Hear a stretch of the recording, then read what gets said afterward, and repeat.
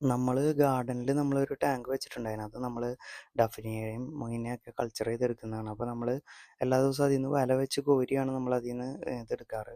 അപ്പോൾ നമുക്ക് കിട്ടിയേക്കുന്നതാണ്. ഇതിനകത്ത് ഡഫ്നിയ കിടപ്പുണ്ട്, ബ്ലഡ് വേം ഉണ്ട്, അതുപോലെ കുറച്ച് വാട്ടർ ഫ്ലീസും കിടപ്പുണ്ട്. ഇവ നമുക്ക് ഫിഷിന് ഫീഡ് ചെയ്യാവുന്നതാണ്. ഡയറക്റ്റായിട്ട് ഫീഡ് ചെയ്യാം. എല്ലാത്തിനെയും നമ്മുടെ ബീറ്റ ആണെങ്കിലും സിക്ലിഡ് ആണെങ്കിലും എല്ലാതരം ഫിഷുകളും ഇതിനെ ഈറ്റ് ചെയ്ത് തിന്നോളും.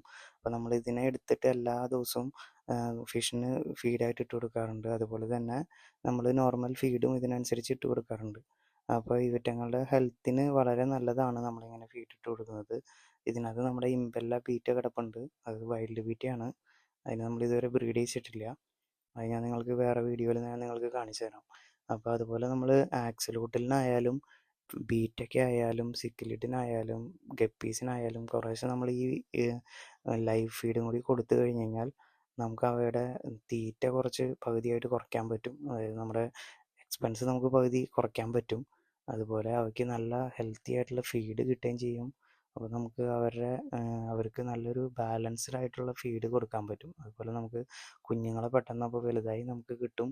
അതുപോലെ അവരുടെ എല്ലാ ഇതിനും നമുക്ക് നിങ്ങൾക്കറിയാമല്ലോ എല്ലാ ലൈവ് ഫീഡ് കൊടുക്കുന്നതിനുള്ള അഡ്വാൻറ്റേജ് എന്താണെന്ന് നിങ്ങൾക്കറിയാം.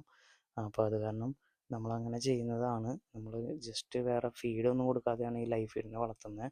ജസ്റ്റ് ഗാർഡനിൽ ഇങ്ങനെ നമ്മളൊരു 100 ലിറ്ററിൻ്റെ ഡ്രമ്മാണ് വെച്ചേക്കുന്നത്. അതിനകത്ത് നമ്മൾ കുറേ അക്വേറിയം വേസ്റ്റ് വാട്ടർ ഒഴിച്ചു, പിന്നെ നോർമൽ വാട്ടർ, പിന്നെ അതുപോലെ കുറച്ച് അക്വേറിയം പ്ലാന്റും ഇതൊക്കെ ആയിട്ട് ഇട്ട് കൊടുത്ത് ഇതുകൾ അത്രയും ചെയ്തിട്ടുള്ളൂ. അതിനകത്ത് ഫീഡ് നമ്മൾ ഇട്ട് കൊടുക്കാറില്ല.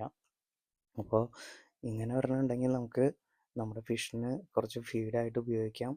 നമ്മളിപ്പോൾ ഇതെടുത്ത് എല്ലാ ഫിഷിനും നമ്മൾ കൊടുക്കാറുണ്ട്. ഫിഷ് എല്ലാം നല്ല ഹെൽത്തി ആയിട്ട് വളരുന്നുണ്ട്. വേറെ കംപ്ലൈൻറ്റുകളൊന്നും ഇല്ല.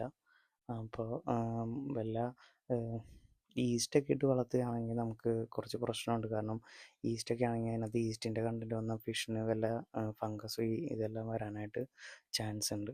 അപ്പോൾ ഇതാണെങ്കിൽ അവയ്ക്ക് ഹെൽത്തിയാണ്. വെള്ളത്തിൽ നേരിട്ട് ഒഴിച്ച് കൊടുക്കുന്നതുകൊണ്ട് ഒരു പ്രശ്നവുമില്ല. വളരെ ഹെൽത്തിയാണ്. ഇതെല്ലാം നമ്മുടെ ഗാർഡനിലുള്ള ഷെഡിലുള്ള ടാങ്കുകളാണ്. അപ്പോൾ ഇതിനകത്ത് നമ്മൾ ഇൻസുലേറ്റ് ചെയ്ത് കുറേ ഇത് ചെയ്തിട്ടാണ് നമ്മളിത് സെറ്റപ്പ് ചെയ്തെടുത്തത്. കാരണം ഇവിടെ തണുപ്പ് കൂടുതലായ കാരണമാണ്. ഇതെന്തായാലും നല്ലപോലെ സെറ്റാക്കിയതിന് ശേഷം ഞാൻ നിങ്ങളെ ഫുള്ള് നല്ലൊരു വീഡിയോ ആയിട്ട് കാണിച്ചു തരാം. ഇപ്പം എന്തായാലും നമ്മളിങ്ങനെ ഓരോന്നോരോന്ന് ചെയ്തു വരുന്നുള്ളൂ. സമയം കുറച്ച് ലിമിറ്റഡ് ആണ്. നമ്മുടെ ജോലിയും ഇതെല്ലാം കൂടി കൂട്ടിയിട്ടാണ് നമ്മൾ ഫ്രീ ടൈം കിട്ടുമ്പോഴാണ് ഇത് ചെയ്യാറ്. എന്നാലും നമ്മൾ എല്ലാ ദിവസവും നമുക്ക് ഫീഡ് കൊടുക്കാറുണ്ട്. അതുമാത്രം നിങ്ങൾ പ്രത്യേകം ശ്രദ്ധിക്കണം. ഓക്കെ.